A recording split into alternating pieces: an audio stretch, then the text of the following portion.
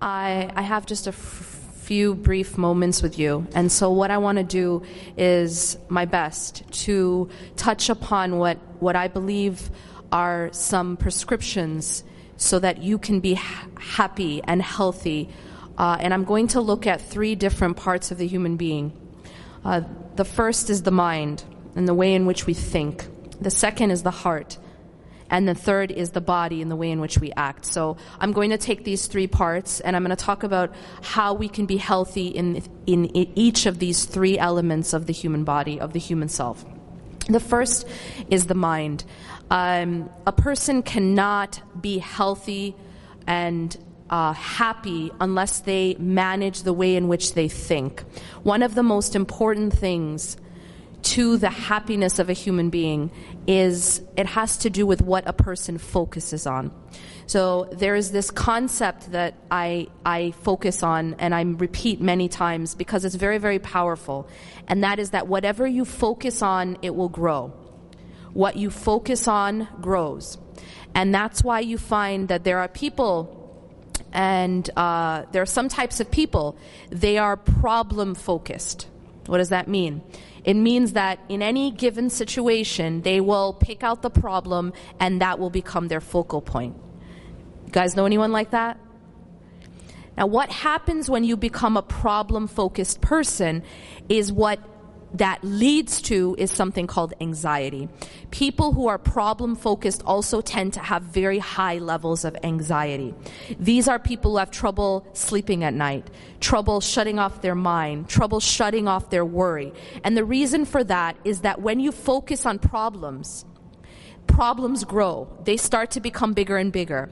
And so any problem that you sit and think about and talk about and write about and post about, guess what happens to that problem? It starts to become bigger and bigger. And so what happens is when you are a person who focuses on problems, you also start to become surrounded by those problems and they can become very debilitating. They can feel paralyzing. Another type of focus that sometimes people have, you guys have heard this glass half empty, half full analogy, right? What is that talking about? What it's talking about is that if you take a glass of water and you fill it 50% with water, there are going to be some people who will describe that cup as half full. And there are going to be others who describe it as half empty. That's referring to focus. So another way to explain this is that analogy of the boy, right, with the cake. There's one picture, there's this meme I read, very powerful. At the top, there's a picture of a little boy holding one slice of cake. And he is beaming. He's so happy because he's holding a piece of cake. Then below him is another picture of another boy. And he's holding an entire cake with one piece missing. And he's sad. Now, the boy on the top is happy. Why? Because what's he focused on? What he has, which is a slice of cake. The one on the bottom is sad because why? He's focused on what he doesn't have, which is only one piece. Now let me ask you this question. Who has more cake? The guy on the bottom who's sad. The guy on the bottom who's sad actually has more cake. But it's his focus that's different. And because his focus is on what's missing, he's actually he's sad. The one on the top is focused on what he has, and so he's happy. And this brings me to the concept that I'm talking about. And that is that what you focus on grows. That's why Allah subhanahu wa ta'ala tells us, وَإِذْ تَأَذَّنَ رَبُّكُمْ لَإِن شَكَرْتُمْ لَأَزِيدَنَّكُمْ. Allah is telling us that if you are grateful, if you are thankful, He will increase us. How does that increase happen? Well, there's a lot of ways that increase happens. You'll actually get more by showing gratitude, but something else happens. And that is that you feel rich when you're grateful. You actually feel abundance and you attract abundance when you are grateful. So when you focus on what you have, it grows. That what you have looks bigger and bigger. You will feel rich. You know, one of the attributes of a person who is only concerned about this life, Very profound hadith in which the Prophet ﷺ says there's two types of people. There are the people whose greatest concern is this life. And then there's another group of people whose greatest concern is the next life. Akbar hamma. It's like your biggest and greatest and deepest concern. And he tells us that there are certain consequences of making this life your primary concern. Now, when I say primary concern, I don't mean that we can't be concerned about things in this life, right? The Prophet ﷺ got married, he had children, he had friends, he was a leader, he was a father, he was all of these roles. But what was his primary concern? His primary concern was not this life. So a person whose primary concern is this life, something very interesting happens. One of the consequences of making this life your primary concern is that the Prophet ﷺ says something very interesting. He says, جَعَلَ الْفَقْرُ بَيْنَ عَيْنَيْهِ, that poverty is put between their eyes. Poverty is put between their eyes. What does that mean? Well, I want you guys to imagine if I had something hanging between my eyes just now, and I look forward, what do I see? That thing that's hanging there, right? If I have a stone hanging there, I'm going to see it. If I look to the right, what do I see? I see the stone. If I look to the left, what do I see? I see the stone. If I look up, if I look down, everywhere I look, I just see that thing that's stuck between my eyes. And that's what happens to a people who make this life their primary concern. No matter what they have, they always feel poor. Do you understand? That's deep. No matter how much they have, no matter what happens, no matter what they're given, they always feel like they don't have enough. That is poverty, true poverty, because they could be the richest person in the world and it still doesn't feel like enough. Because true contentment, true richness, the Prophet ﷺ said, is richness of the heart. It's contentment. It isn't what you have in the bank. And so when a person actually makes this life their primary concern, they will always feel like they don't have enough. Poverty is put between their eyes.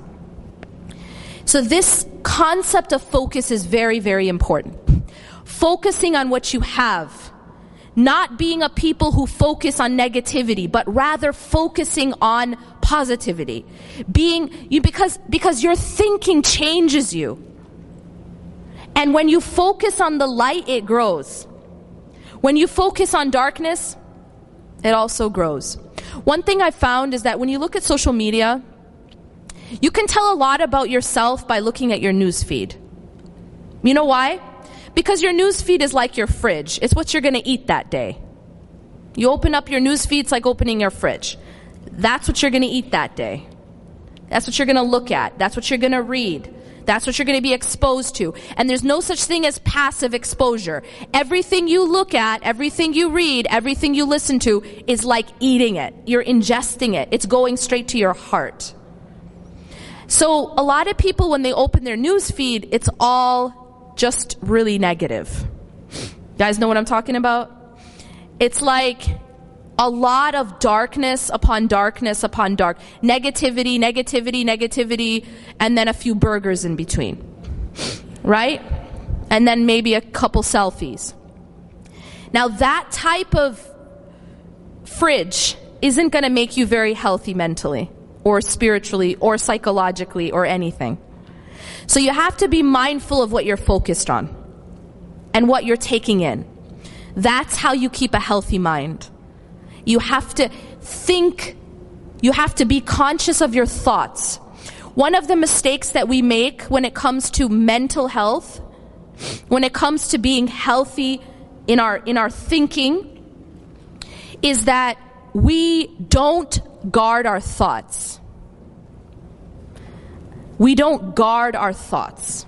We think that our mind is just, we kind of leave our mind as a place where anything goes. So if we get a negative thought, we let it stay. We invite it for dinner. We give it, we even let it stay for tea. These negative thoughts are given a place to stay.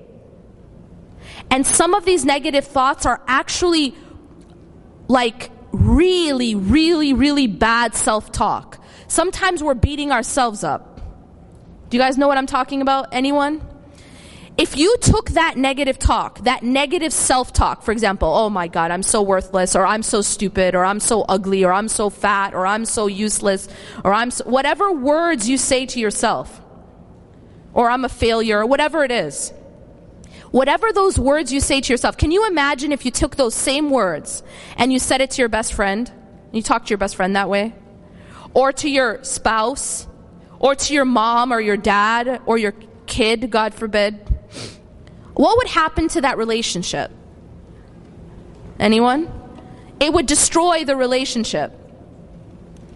And this is what's happening with our own relationship with ourselves, with our own self-worth and our own self-esteem, because we are allowing these awful thoughts.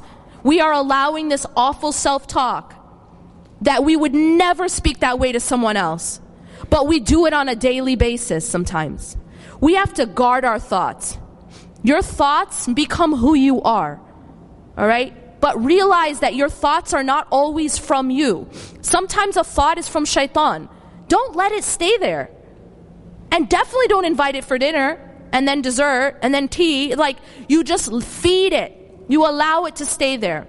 When you have a negative thought, don't allow it to stay in your mind. Negative thoughts should be replaced with positive ones. And when you have a fear, one of the best ways to deal with a fearful thought, is to make dua about that which you're afraid of. And then let it go. So that's the mind. Next is the heart. To keep the heart healthy, how many of you guys heard my prescription I gave earlier, the dhikr challenge? So I'm just going to repeat it for those who didn't hear it. The first part of this prescription to keep the heart healthy is the salah. The salah is the oxygen of the heart. The second is the adhkar. I advise everyone to download an app called My Dua. MYDUAA, double A at the end. It's a collection of supplications. And the Sheikh touched upon some of these supplications in his talk. Morning supplications, evening supplications, supplications before you sleep. Every kind of supplication. But at least do your morning, evening, and before you sleep. It's all in the app. And you can star certain ones because maybe you can't do all of them. That's okay. But just star a collection that you can be consistent about. Third part to the health of the heart is the Quran. Stay connected to the Quran and to the seerah and the sunnah of the Prophet ﷺ. Now the body, and I'm going to end with that.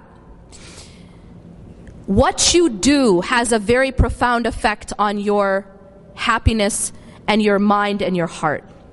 They did some research recently, like in psychology, there's a lot of research about happiness. There's a lot of research about increasing your well-being and living a meaningful life. They call it flourishing. What they found in this research is that there's a portion of happiness which is inherited. Probably, I think, around 40%. So that's your parents you have to thank for that. But then there's another portion of happiness. About 10% is having safety and basic needs met. But that leaves you about half that you can have control over. And so what they did is they researched all these ways that people can increase their own happiness. And here is the summary. You guys ready for this? It's very interesting. They find that this culture that we have of indulge yourself, right? Live it up, it doesn't make people happier.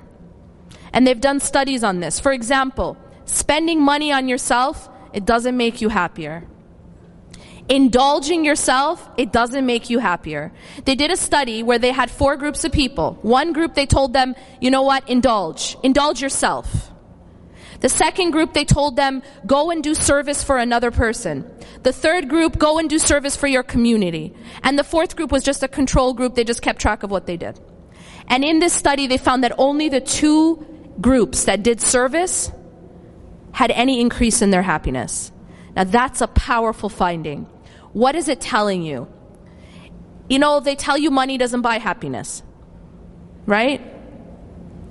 This is a test. It's actually not true. Money does buy happiness, and it's been shown in studies. But it only buys happiness when it's spent on others. Money actually buys me happiness when I spend it on others. But when I spend it on me, it doesn't. And this is just secular psychology. So one of the ways they found to increase happiness is to be in the service of others. Go and help another person. Go and help your community. And our deen is a deen of service. Our deen is a deen of generosity, of sadaqah. And this is actually ingrained in the psychology of the human being, that this is what makes a person happier. Lastly, they found that one of the most effective ways to increase happiness is the regular practice of gratitude. That just keeping a gratitude journal, for example, writing down on your phone 3 to 5 things every day that you're grateful for. It's been shown to have a very, very profound effect, even in treating symptoms of depression. أقول قولي هذا واستغفر الله لي ولكم إنه غفور رحيم. سبحانك الله وبحمدك أشهد أن لا إله إلا أنت أستغفرك وأتوب إليك.